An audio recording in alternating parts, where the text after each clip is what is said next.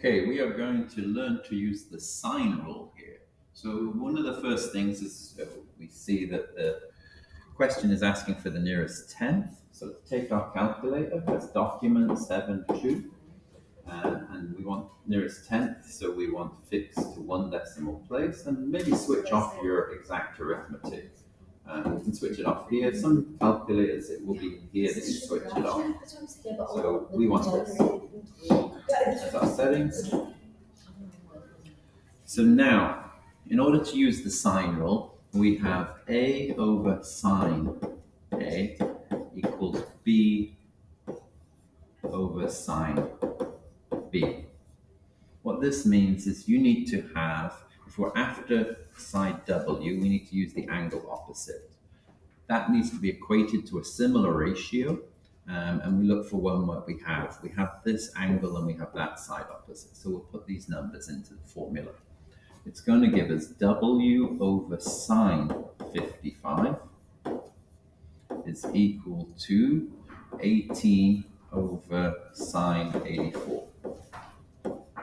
Rearranging, we get W is equal to 18 sine 55 over sine 84.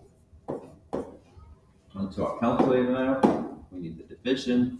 18 sine 55 over the sine of 84.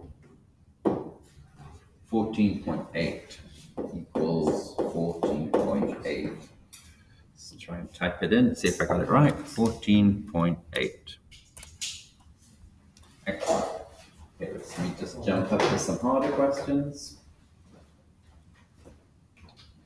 And this one we're after S. No, it's got a bit harder than that. Let's try this one here. Okay, so we're after this side here. We have the angle opposite. We're given this one here, but we don't have the angle, the side opposite that one. So we're going to have to do a bit of extra problem solving on this one. What we do have is we have this side, and if we were to have that angle, we could solve it. So we can find that angle using the angle sum in a triangle formula.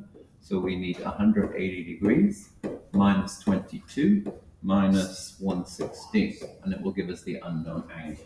So 180 minus 22 minus 116. This gives us 42. So now we have a side and an angle opposite for our ratio. So we're going to have S over sine 22 is equal to 14 over sine 42.